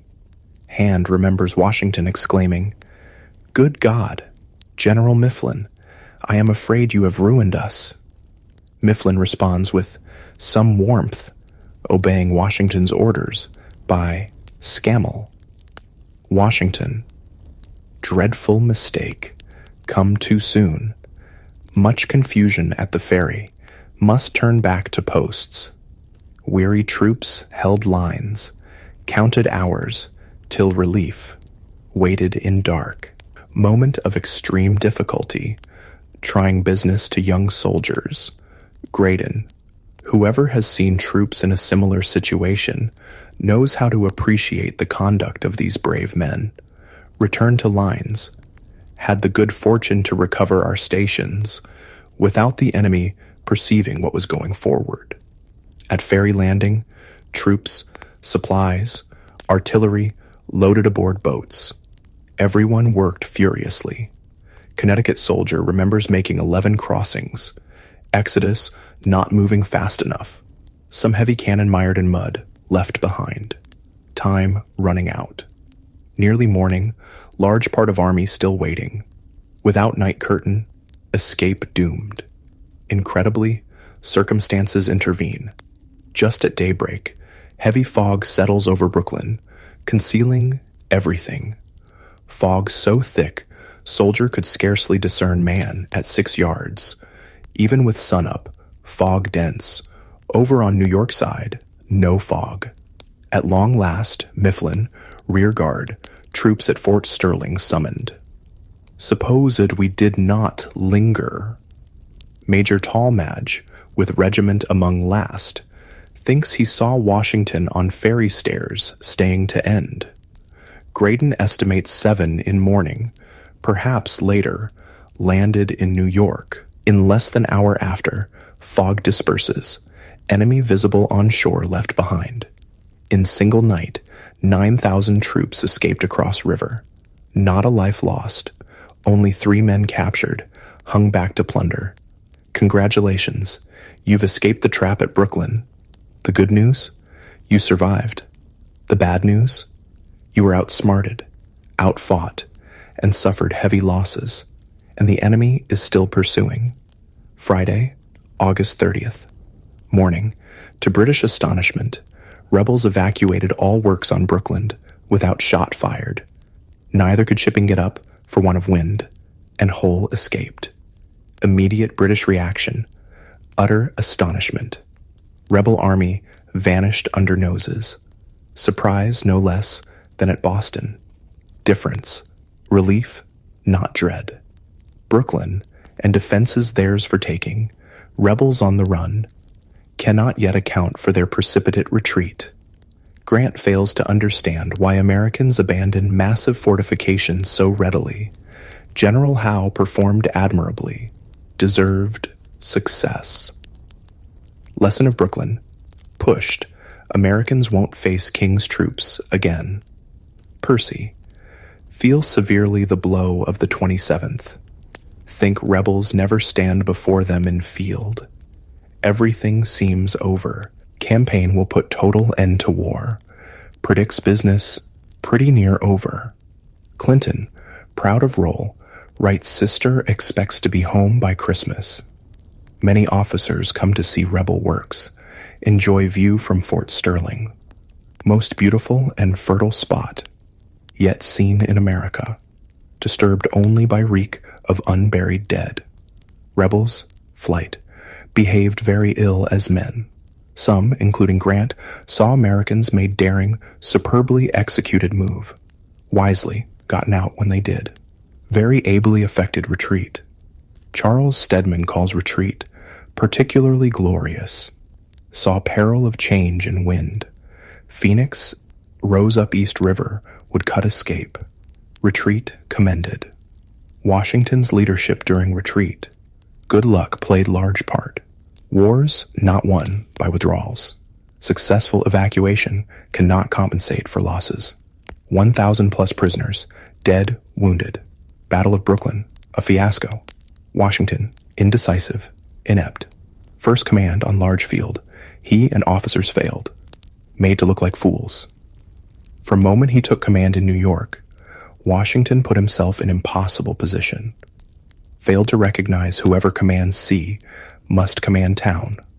Ignored warning, dividing army, counted on ability to respond to circumstances, moving forces across East River, on eve of British attack, still baffled over whether it was real thing, what to do. British everything went as planned, landing to battle. Washington, almost nothing went as planned. Assumption of frontal assault, heart of American strategy, wishful thinking. Outmaneuvered, battle over before it began. Forgot happening on land, anguished over being outflanked by water. How could man insistent on things done so, McCullough writes, care so little about details? Jamaica Pass unguarded, impossible to explain. Spent day at Brooklyn studying situation. Washington never accounted for his part. For many, escape proof of ability, ease humiliation. Americans rightly claim vastly outnumbered, showed courage, tenacity. General Putnam blamed for not ordering Sterling to withdraw sooner. Sullivan blamed for knowing too little terrain. Both faulted for leaving Jamaica Pass unattended. Colonel Samuel Miles, supposed in charge of left flank, had hunch enemy would use Jamaica Pass, did nothing. Sterling, for all bravery, criticized for fighting on open field. Many, including Henry Knox, insist Nathaniel Greene, familiar with details of Gowan Heights, would have met stiff opposition at Jamaica Pass. Things gone differently. Possibly. Greene's illness, absence, one of Washington's severest blows. Washington largely blames Sullivan for little vigilance at Jamaica Pass, implying Greene wouldn't allow surprise. But British victory, certain all day. Struggle lasted longer, cost greater, but outnumbered. Without control of sea, Army never had chance. Howe's decision not to continue attack, afternoon subject of speculation. Severest critics, Captain John Montresor, morning of August 30th, first to discover Americans vanished. No question, Howe should have pressed attack, failed grievous mistake. Never pursues his victories, Montresor's assessment. Clinton feels with Americans flying in panic. Howe had chance to end war. Clinton wouldn't say so when questioned. Judged it prudent to hold back. Cornwallis in Parliament refuses to say Brooklyn lines taken by immediate attack. Americans wanted another Bunker Hill. Howe, remembering cost, no desire to squander lives on frontal attack. Lines hours at cheap rate by regular approaches.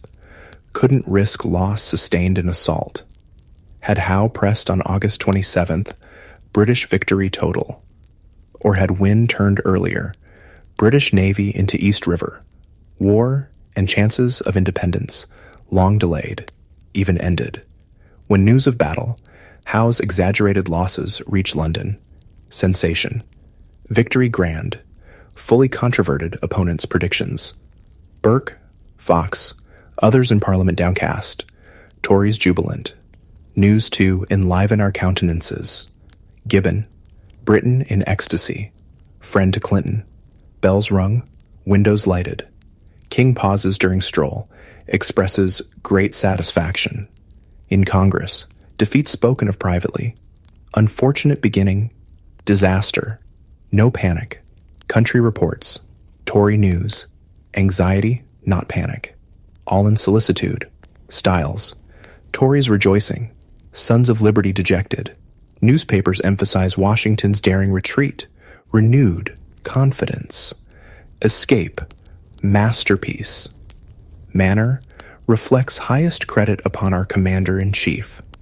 One writer, Providence favored us. Another in Massachusetts, spy, defeat, distress. Loud-speaking testimonies of the displeasure and anger of Almighty God against a sinful people. We have thought God was for us, had given many and signal instances, and had greatly frowned upon and disappointed our enemies. And verily, it has been so. But have we repented? In New York, gloom of defeat heavy. High spirits counted on for long compensate for enemy advantages. Gone. Army crossed night from Brooklyn, August 30th, sorry sight. Filthy, bedraggled, numb, soaked, sick, emaciated. Army gone cheering no more. Surprising change, Pastor Schukirk notes. Merry tones on drums, fifes ceased. General damp spread. Scattered people up down streets moving. Swiftly, overwhelmingly defeated. Hard day for us poor Yankees. Enoch Anderson summing up. Resounding victory not decisive. War not ended. Washington 9,000 troops survived to fight another day. Congratulations, you've escaped again. But Lost a crucial fort. The good news? You gained a brilliant new advisor. The bad news? Disobedience, desertion, and disease plague the army. For first 24 hours in New York after escape, nearly all collapsed in sleep, including Commander-in-Chief. Not till Saturday, August 31st, Washington notifies Congress, entirely unfit to take pen in hand. Since Monday, scarce any out of lines, 48 hours, proceeding, hardly off horse, never closed eyes, much hurried, in arranging new dispositions, will save extremity of concern for another letter. American soldiers deserting as if leaving sinking ship, 30-40 a time. Many defecting to enemy, disobedience and theft epidemic, far from army of heroes. Spirit of desertion, cowardice, plunder, prevailed. Joseph Reed demoralized, verge of quitting. Experience on battlefield. September 16th, Searing. Reed saw soldier running from enemy, ordered him back. Soldier raised musket, pulled trigger, lock snapped. Reed grabbed another gun, pulled trigger, it snapped. Drew sword, struck twice, wounded Leffingwell, severed thumb, forced surrender. Should have shot him. Could I have got my gun off? Leffingwell confessed running, found guilty of cowardice, sentenced to execution. At Reed's urging, Washington pardons him at last moment after kneeling to be shot. Next offender, suffer death without mercy. Attempt to introduce discipline must always be work of difficulty, Reed Wright's wife. Where democracy universally prevails, great equality, leveling spirit, discipline, hard to establish, a tempter becomes odious. Washington no less commanding, except raging outburst at Kips Bay, seems imperturbable, entirely in control, discouraged, unhappy, keeps up appearances. Unless some speedy, effectual measures adopted by Congress, our cause will be lost, tells John Hancock. War no work of a day must be carried on systematically. Good officers mandatory, only means to obtain them is establish permanent footing. End short-term enlistments. Officers better paid, better trained. Soldiers offered bounty, clothing, blankets, free land. Dependence on militia, assuredly resting upon a broken staff. Men dragged from tender scenes, unaccustomed to din of arms, unacquainted with military skill. Want of confidence facing trained troops makes them timid. Lust after plunder. Regimental surgeons taking bribes to certify sickness. Fear in Congress. People of standing army remote. No standing army. Cause faced ruin. Wants rules, regulations adopted. Punishments severe. Most atrocious offenses. Maximum 39 lashes. Seldom laid on. More sport. Punishment, many willing to undergo for bottle of rum. Washington unaware, Congress acted on much he wanted due to John Adams. Enlistment for duration gets 2,100 acres. New articles of war based on British. Stiffer punishments, up to 100 lashes. Death penalty for more crimes. Adams proposed military academy. Nothing came of it. Washington writes to Lund, Washington, September 30th, more candid about miseries. Such is my situation. If I were to wish the bitterest curse to an enemy, I should put him in my stead. Wearied to death with problems. One regiment, under 50 men, another 14 fit.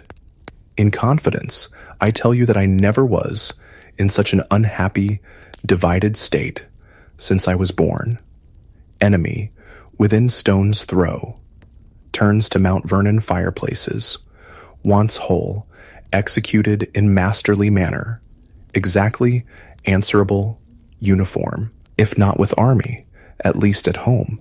Crystal days, late September, early October in New York, lucent skies, maple sumac turn color, East River spectacle of British ships, Hudson sparkles, beautiful setting for strange intermission, war many hoped put to rest till spring, not too early. Morning October 9th, hope's end. Phoenix, Roebuck, Tartar Way anchor, brisk southwesterly wind, proceed up Hudson to force passage beyond Forts Washington, Constitution. Americans tried to block river with sunken hulks, spiked logs. Fort guns open fire. Ships answer. Sail straight, slowly, through to safe anchorage upriver. Washington observed whole sorry scene. To our surprise and mortification, they ran through without the least difficulty. No end of labor. Defense came to nothing. British suffered 9 seamen killed. Considerable damage. Showed Hudson undeniably theirs. Day could lead to decisive change in strategy. Purpose of forts, to deny use of river. Reconsider holding forts. Washington raises no questions. Greene declares confidently, forts so strongly positioned, little more to fear this campaign. Instead of lesson learned, Day marks onset of blunder, painful humiliation. British plan, October 12th, to outflank rebels by water. Massive armada set sail upstream East River in very thick fog. Stunning seamanship. By noon, advance force, 4,000 troops, lands at Frog's Neck, Marshy Point, Westchester County. Frog's Neck, Howe's poor choice, peninsula on Mapmore Island at low tide. British advance over Causeway, checked by American riflemen. More American support moves in. After more British troops land, Howe decides to re-embark. Consumes 4 days. Tweedledum business. Reinforcements. Howe expected 7,000 Hessians, worth weight. Howe moves with astonishing speed, landing at Pell's Point, mainland. First report of Frog's Neck landing. Washington knows Harlem Heights bastion trap. British up to former scheme of getting to our rear. Only to strike inland toward King's Bridge. Army must withdraw. Concentrate forces at safer ground, 18 miles north, White Plains. Sterling, Sullivan rejoined Army through prisoner exchanges, nick of time, warmly welcomed. Congratulations, you're retreating, but the enemy is right behind you. The good news? You made it to White Plains. The bad news? Fort Washington is about to fall. At Council October 16th, Fort Washington Garrison decided retained as long as possible. Passage of ships on Hudson issue. Obstructions insufficient. Communication across river to New Jersey maintained.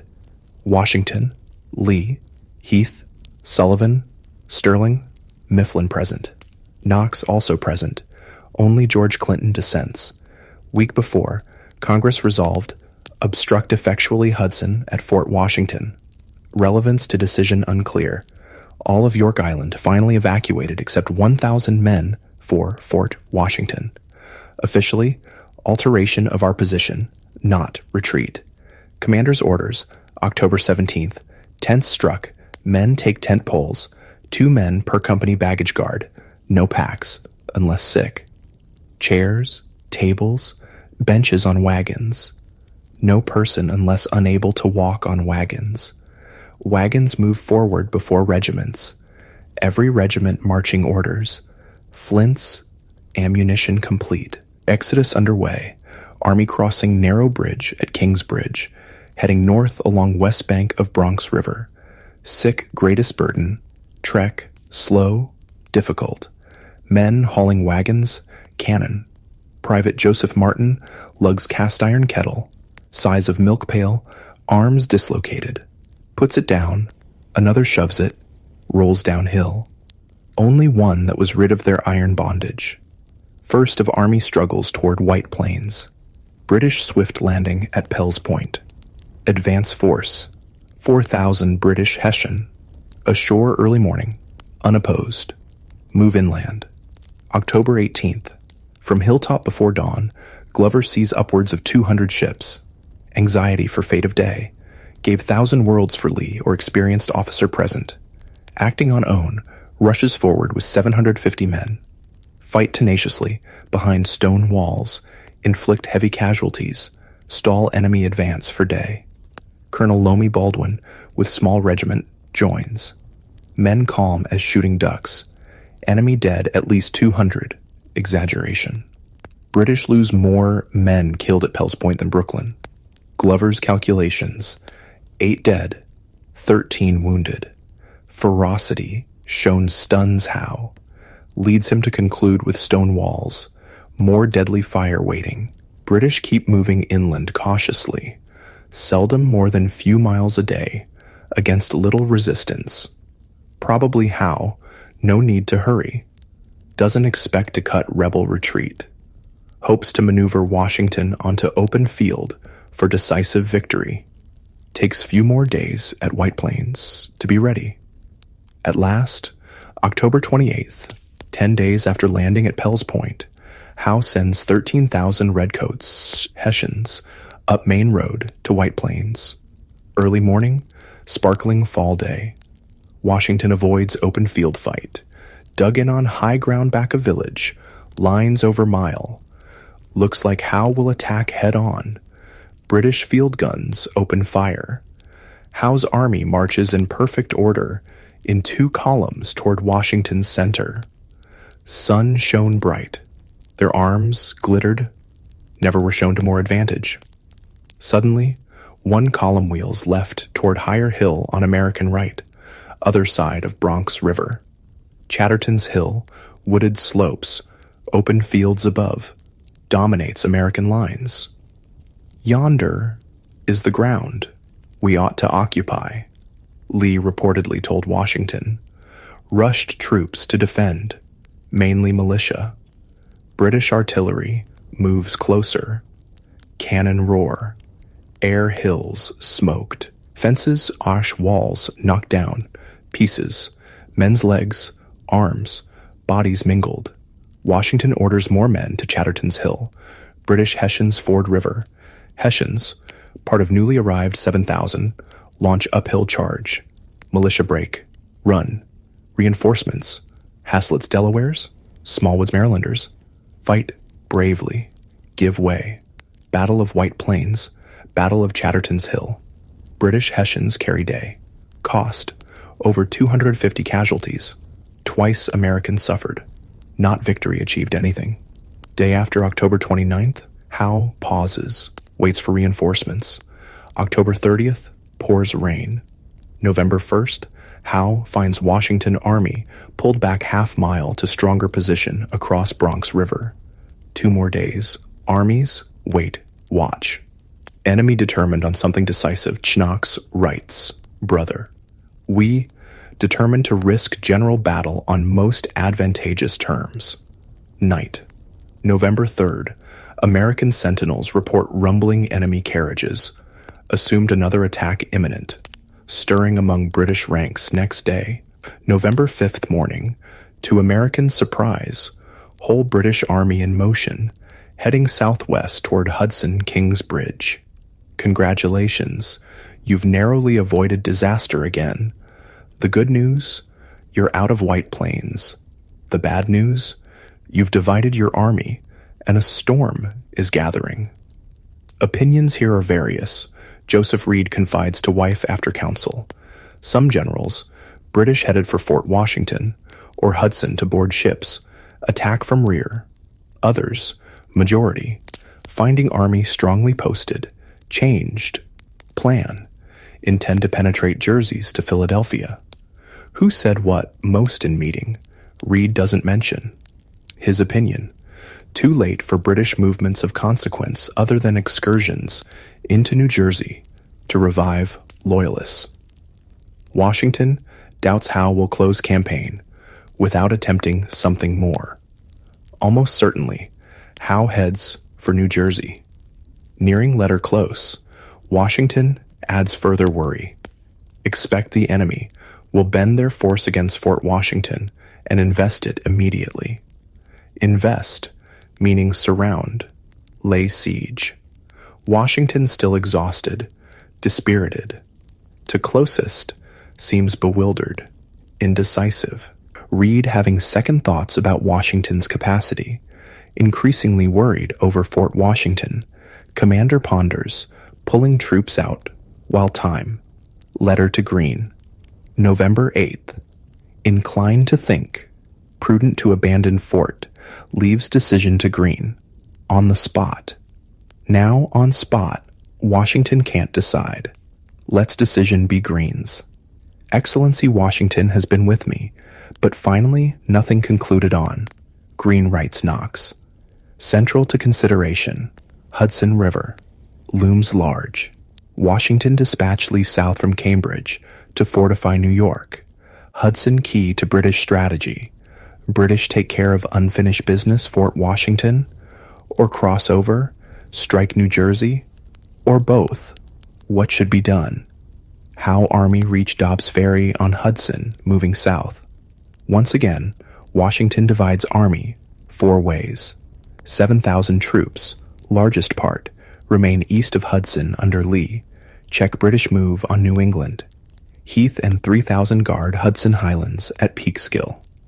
Washington, what's left, 2,000, cross to other side, New Jersey, expected to be joined by N.J. Penn reinforcements. Greene maintains same position on river.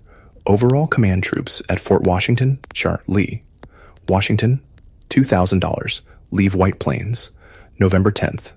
Mid-morning, November 12th, at Peekskill, crosses Hudson, heads south for New Jersey, reaching Fort Lee, November 13th, 65-mile march in 3 days. For better part of 2 days, he and Greene confer. Greene, yet to fight battle, optimistic, convinced Fort Washington held, especially doubled troops, over 2,000. Remarkable reversal of roles. Washington refused abandon. New York in September, ready now. Greene saw no reason to stay day longer on York Island, wanted to avoid crisis. Now Greene wants to stand on last bit of island, argues it keeps communications open, ties up British troops, possibly leads to slaughter like Bunker Hill. Retreat, devastating to Army's demoralized state, despite formidable presence over river, steep, rock-bound approaches. Fort Washington, not impregnable. Irregular Pentagon plan. 4 acres. Walls. Piled earth. No barracks. No water. Hauled from below. Not what needed for long siege with winter. Nonetheless, Commander Magaw thinks fort held till end December. Greene agrees. Washington's letter to Greene from White Plains, November 8th. Inclined to think. Prudent abandon fort. Decision to Greene. On the spot. Now on spot. Can't decide. Let's decision be Greene's. Movements, designs of enemy, not yet understood. Washington reports Hancock. 2. British Captain Frederick Mackenzie. All but perfect campaigning weather. Frost, nearly every night. Disappears with sun. Only thing lacking stiff breeze for Navy. No wind for some days past. November 7th. Entry. Howe headquarters 6 miles above King's Bridge. Next move. Probably against Fort Washington. Mackenzie never doubted. Reduction of fort first object. Confident of success due to timely intelligence. If Washington failed understand British designs, British now knew a lot about American situation. November 2nd, Howe's army still at White Plains.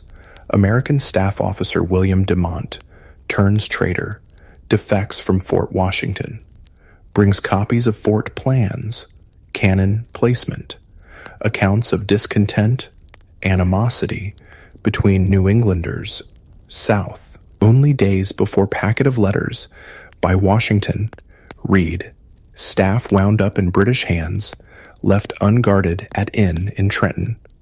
Washington complained bitterly of lack of discipline, scorn of dreaming, sleepy-headed officers. Another letter by Lieutenant Colonel Robert Harrison reveals far more important. Washington dividing army. Purloined letters. De Mont's treachery may not alter events greatly, but British consider windfall. Mackenzie Diary. Searle attest. Washington's decision to divide army clearest sign of weakness. Easy to see whither all this tends.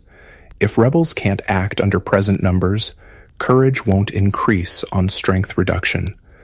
Letters service to General Howe. British picked up information from deserters about state of things at Fort Washington. Plans, De Mont's account confirmation. Famously cautious William Howe supposedly never risks frontal attack on fortified position. Bunker Hill lesson, about to disprove theory. Full agreement of commanders. Mackenzie, total confidence in attack. Predicts as soon as Fort Washington taken, Howe moves on to New Jersey. Rebel troops from N.J. Penn, Washington, counted on never materialized. Mackenzie leaves little to prevent our arrival at Philadelphia. November 12th, day Washington crosses Hudson. Howe's army within 4 miles King's Bridge. Plan 4-part assault. Hessian's major role. Plan unfolds. Midday November 15th. Howe sends Colonel James Patterson under white flag to deliver message to American commander Colonel Magaw at Fort Washington. Same British officer July carried peace letters. This time, ultimatum. Surrender, fort, or face annihilation. Told 2 hours to decide, Magaw responds at once in writing. If I rightly understand, this post is to be immediately surrendered. I rather think it is a mistake. Act a part so unworthy of himself, actuated by the most glorious cause. I am determined to defend this post to the very last extremity. How? No intention of slaughter. Ultimatum plays on fears. Magaw's bold response, based on belief, men, could hold out or escape across Hudson after dark. Congratulations, you've lost Fort Washington. The good news? The war isn't over yet. The bad news? It's the most devastating blow of the campaign so far. When word of ultimatum, Magaw's answer, reaches Fort Lee, Nathaniel Greene dispatches Ryder to Washington. Washington dashes back, arrives Fort Lee nightfall. Greene, Putnam, rode across river to meet Magaw, appraise situation. Washington follows in small boat. Halfway across, meets Greene Putnam returning. Mid-river and dark, Greene Putnam give encouraging report. Troops in high spirits would make good defense. Being late at night, Washington says, 3 return to Fort Lee. Same night, unobserved, British bring 30 flatboats upriver with muffled oars, past Fort Washington, into Spuyten Duyvil Creek, down Harlem, ready for morning. First chance, early Saturday, November 16th, Washington with Greene, Putnam, Mercer, again crosses Hudson to determine what was best to be done. Boat pushes off, sound of heavy cannon carries over water. Off in distance, left of Fort Washington. Sea attack begun. Landing opposite shore, downriver from fort. 4 generals scramble up steep slopes to crest near Morris House. All stood in a very awkward situation. Greene writes, disposition made, enemy advancing, durst not make new disposition. Still couldn't see disaster. Urged Washington leave. Go back. Greene volunteers stay. Putnam. Mercer also. Washington thinks it best. They all go. Assault from 3 directions after prolonged pounding. 4,000 Hessians from north. Over. Bridge at King's Bridge. Led by Knyphausen. Requested honor main attack. Hessians professionals. Performed duty. Day to show superior in profession taken pride in. Sterling, prisoner, heard Hessian officers remark duty, not inquire, which side right. Force of British under Cornwallis. Highlanders, strike east, crossing Harlem River in flatboats, brought up night. Third force, 3,000, British Hessians, south, led by Percy. By 10 o'clock, Howe committed 8,000 troops, nearly 4 times defending force. Farthest reach of outer defenses 5 miles. Kniephausen's Hessians face steepest terrain, withering fire from VA-MD riflemen among rocks. Ferocious fighting. Hessians, dauntless. Rock slopes scaled rough even without fire. Officer Wiederhold. Attack. Almost inaccessible rock. Every obstacle swept aside. Precipitous rocks scaled. Hessian soldier Ruber. Obliged to drag ourselves by beech tree bushes. Could not really stand.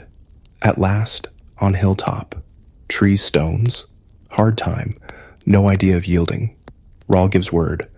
All that are my grenadiers, march forwards. Drummers strike up march. Hautboy players blew. All alive shouted, hurrah! Mingled together, Americans, Hessians. No more firing. Ran forward pell-mell upon fortress. Grant disliked Hessians almost as much as Americans. Writes admiration how they surmounted every difficulty.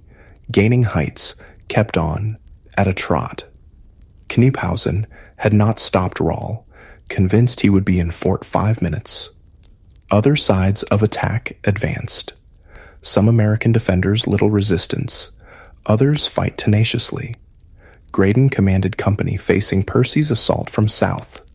150 men, single 18-pound cannon, held off 800 British.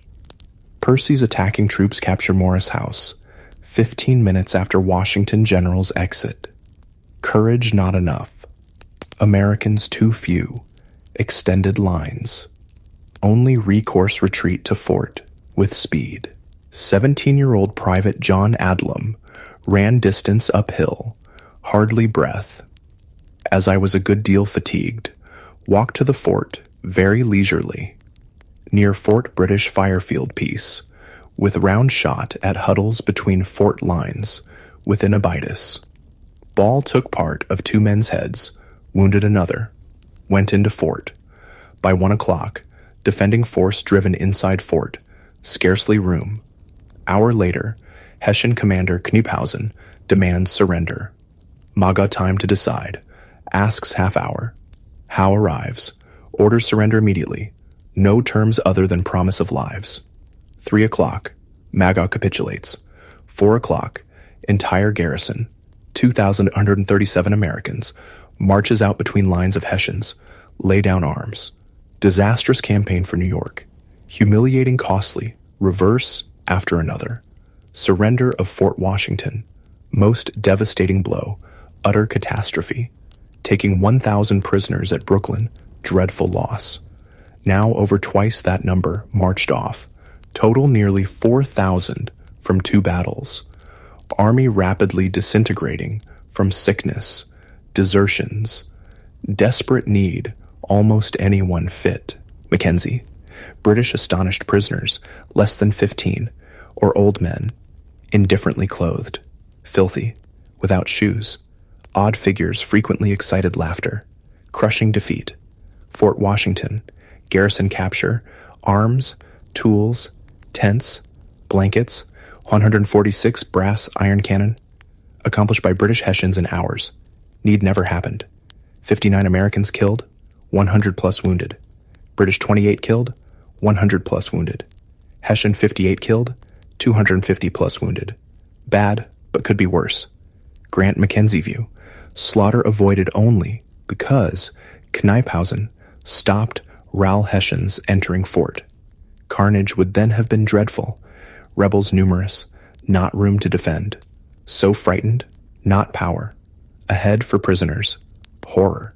Held captive, overcrowded, unheated barns, sheds, British prison ships in harbor. Hundreds die disease. Washington, said to have wept, watching tragedy unfold across river. Unlikely, given imperturbability, but surely wept within soul. Faced ruin before, never like this. To Brother Jack, wearied almost to death with retrograde motions. Nathaniel Greene in anguish to Knox. Feel mad, vexed, sick, sorry. Never did I need consoling voice. Most terrible event. Consequences justly dreaded. Both Washington Greene badly mistaken. Worried reputations. Hard to say which most sensitive to thought of others. Criticism severe, especially among prisoners. Graydon, generation later, barely contains disdain. Most immediate, blistering reaction, Charles Lee. Own account, furious over Fort Washington news, tore out hair. Must entreat you keep what I say to yourself, but I foresaw, predicted, all that has happened, wrote Rush, influential Congress member. Lee knew Rush would never keep it to himself. Lee claimed last words to Washington, draw off garrison, or they will be lost. Oh, General, Lee admonishes Washington in letter, why would you be overpersuaded by men of inferior judgment? Inviting Commander blame Greene. Washington failed to override Greene's judgment, make clear decision. Commander-in-Chief, ultimately responsible. Greene's responsibility ceased with Washington's arrival, November 13th. Washington never blamed himself for loss, never openly blamed Greene, said only acted on judgment of others, nor did he fire Greene. Undoubtedly thought less of young General, still knew Greene's strengths.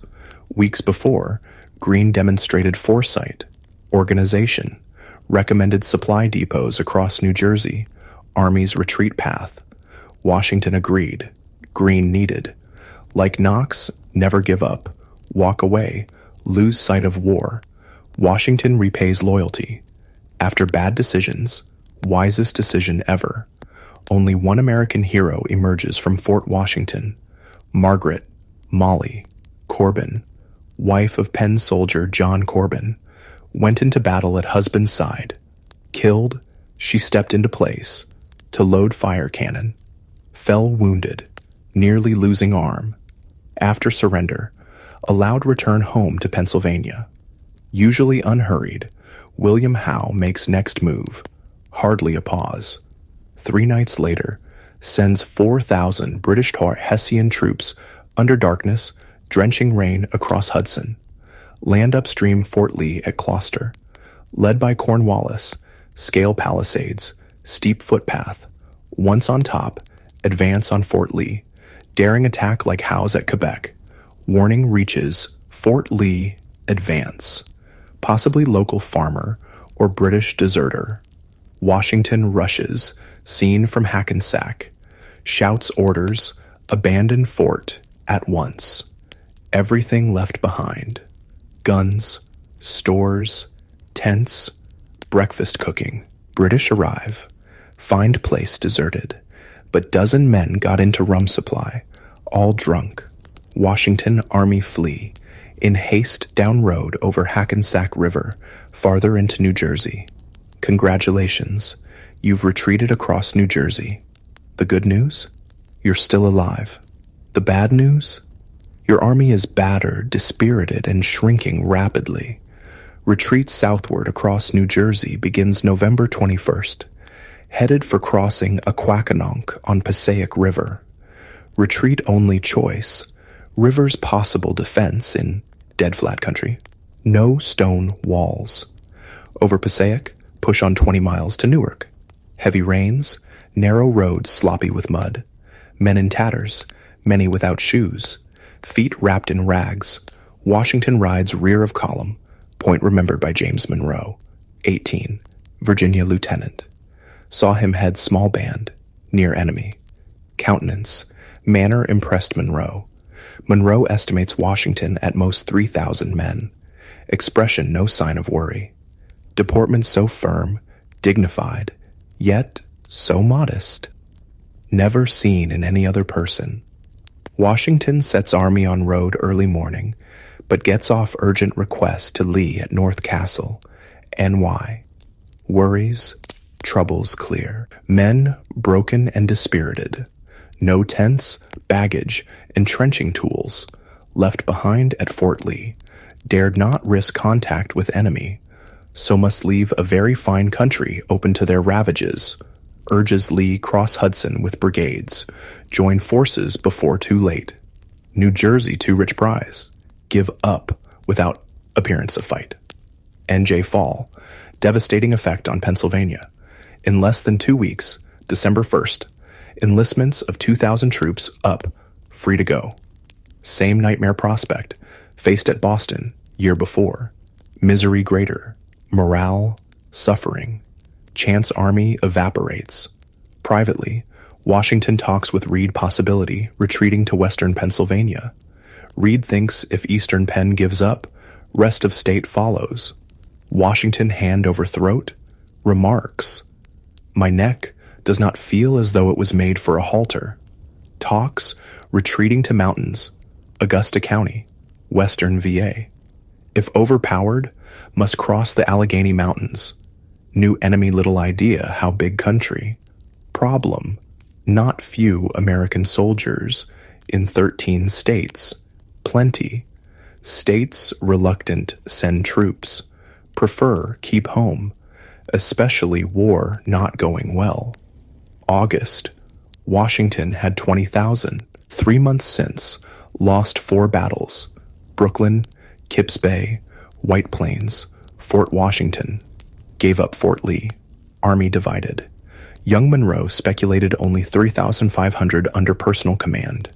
Desperate for help, sends Reed to Burlington, NJ, upstream Philadelphia. Impress NJ Governor Livingston, urgent need reinforcements. NJ militia not turning out in numbers, making difference. General Mifflin dispatched similar mission. Philadelphia, alert Congress, critical state of our affairs, round up Penn troops. 2 critical undertakings, choice of Reed, closest confidant, and Mifflin, able Philadelphian, shown valor at Brooklyn. Washington confident, sending 2 best men, not lost on listeners. First report, Mifflin bitterly disappointing. Pennsylvanians, divided and lethargic, slumbering under shade of peace. From Reed, nothing. Rained heavily. November 22nd, Army reached Newark. Rain fell, night, next day. Sufferings endured are beyond description. No tent. Exposed. Cold. Rains. Day. Night. Samuel Webb. Impossible describe conditions. No lads ever showed greater activity retreating than we have. Best fellows at business. Webb, recovered from wounds, on Washington's staff. Greatest importance, impression made on Thomas Paine, author Common Sense, volunteered aid Green's staff. Green, love literature, political philosophy, liked brilliant Paine. Green raised Quaker, pamphlet widely read, called him Common Sense. Common Sense and call snarl, perpetually wrangling.